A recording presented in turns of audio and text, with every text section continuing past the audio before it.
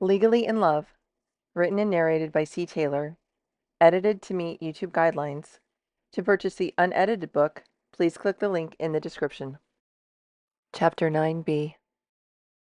From John's perspective, all he wanted to do was get her home. She'd been so pale by the end of dinner, her hand so cold when he touched it, and she looked like she was about to collapse once they got outside.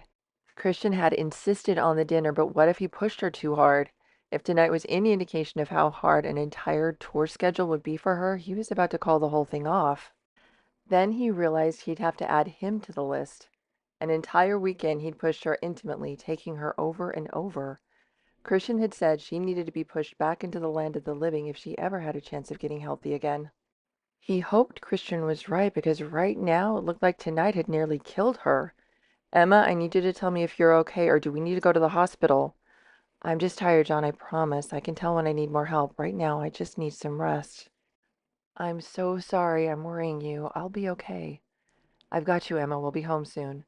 Her hand was still so cold, her grip so weak. He felt her move, her arm looped under his that was holding her hand. Her legs pulled up to her seat and folded to the side under her, and she leaned over to lay her head along his arm. Her other hand cupped his upper arm. "I'm okay, John. You can slow down." She was trying to comfort him. Whatever it was she did when she touched his wrist, he could tell she was doing it now. Not as quickly or as well as she had before, but he did feel himself calm down. He eased his foot off the accelerator and took a calming breath. He turned his face slightly and kissed the top of her head. Even in her weakened state, she was comforting him. Who was this girl, and why in the hell did Christian trust him with her? Her breathing soon became deep and steady. He recognized she was sleeping, snuggled into his arm. He needed to learn as much about her conditions as he could, needed to know how to help her, needed to help her feel like she was not alone. They would do this together. They would do everything together. Considering how much of a toll tonight's surprise had taken on her, he was reconsidering his surprise for her tomorrow. Maybe he should wait and let her rest all day before springing another one on her. She moved slightly. The hand holding his hand tightened its grip. Also, the one at his arm pulled to get closer to him. Her skin warmed. She was recovering. Very quickly. She'd only been resting for about 5 minutes. By the time he arrived home and was able to look at her, he smiled. The color was fully back to her skin. Her smoky eyes were a little smeared and streaked. Her hair was coming loose from her updo, and she was still unbelievably gorgeous. He stroked her hair and brushed his lips across her forehead. She stirred. Her eyes fluttered open. Her smile took his breath away. It was groggy, but much stronger than before. "I need to get out, but I'll come get you," he instructed gently. She stretched and shook her head. "I'm feeling much better," she said through a yawn. He couldn't help but smile. So relieved she was okay. "Humor me? I'm starting to really enjoy feeling like your hero." She chuckled weakly. Her hand came up to his face and guided it to her lips. She kissed him long and deep. She pulled away and looked him right in the eyes. "I don't want this to sound too weird, but you've been my hero since the moment we met." If his chest could explode, this would have done it. "Stay right here. I'll come right around." He waited until she nodded her head in agreement before he moved. Once he did move, he moved fast, an ability he developed quickly as a married man. He made it to her door and opened it. She turned to step out, which shifted the slit at the back to right up her thigh. John groaned. She was wearing garter-style stockings. One very lovely high-heeled leg eased out. His growl turned into a moan as his body tightened. Oh, the things this girl did to him. He caught her side as she slid out of the truck and dipped to pick her up again. "I'm feeling much better, John. I can walk in on my own," she said with much more force than she had outside the restaurant. He paused, still wanting to carry her, but also worried tonight might have made her feel helpless and cornered. He eased away but still held her hand, which he loved doing any time, but this time gave him the added benefit of catching her if he needed. They walked through the garage door. The house alarm beeped as they entered. It was dark, but the light over the stove was on. He led her upstairs and made sure she was safely sitting on the bed. "Kim and Luke got back after we left for the restaurant." "I need to run downstairs to get Luke's monitor from Kim. I'll be right back." "Oh, I should say hi," she said and started to stand back up. He eased her back in the bed. You can say hi tomorrow. Just relax. I'll be right back."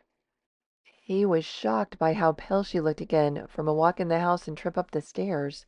He cursed himself for not carrying her. He would not make that mistake again.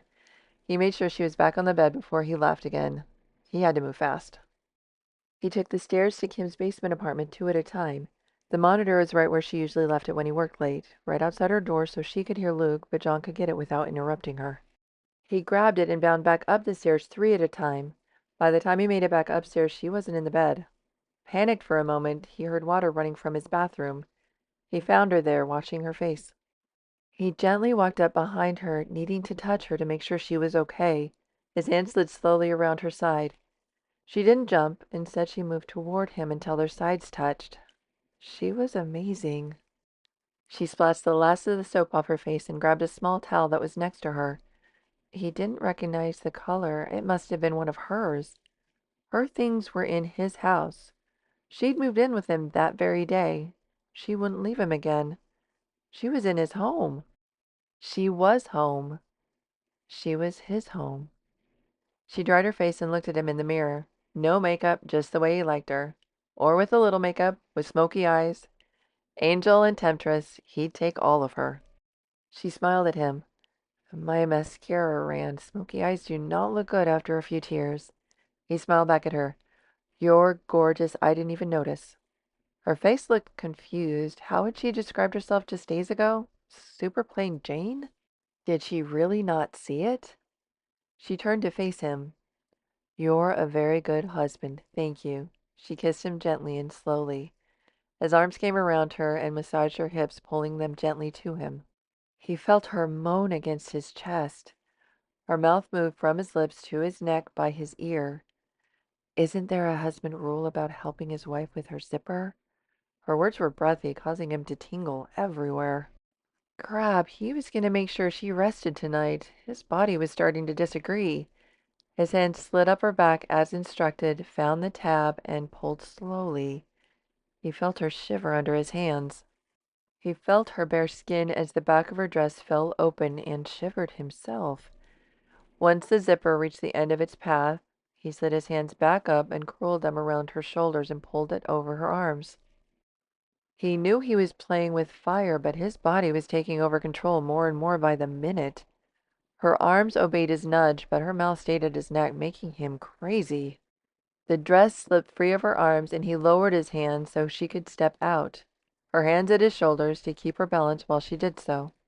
It was then he saw what she was wearing under the dress. Any thought of them just going to bed to rest completely vanished.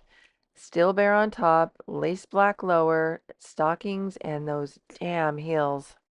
The temptress almost brought him to his knees. Their signature move had her in his arms, her legs around his waist, stockings, underwear, and heels still in place.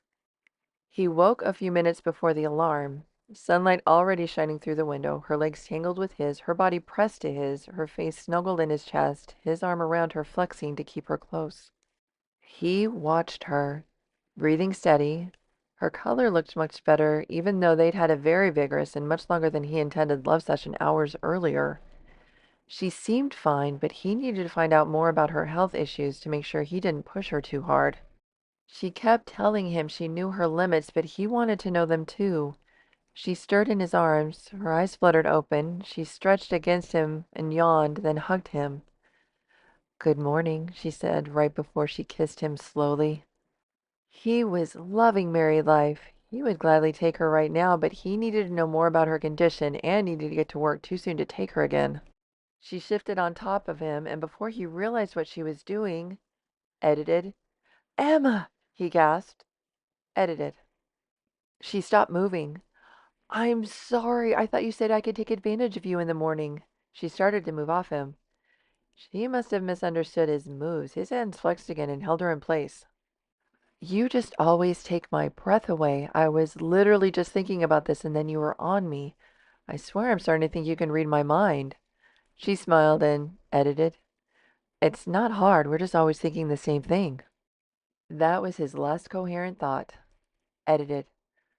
By the time his alarm went off, they were completely spent, gasping and tangled together. "I can confirm my offer to take advantage of me any morning." he agreed between gasps.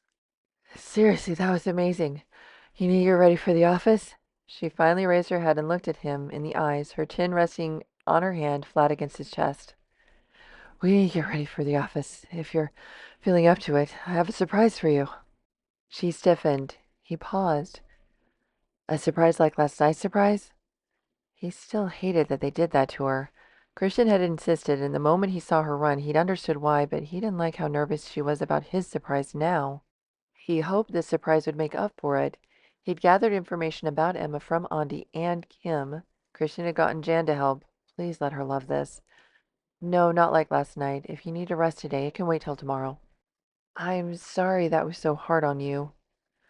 Weirdly, I'm fine.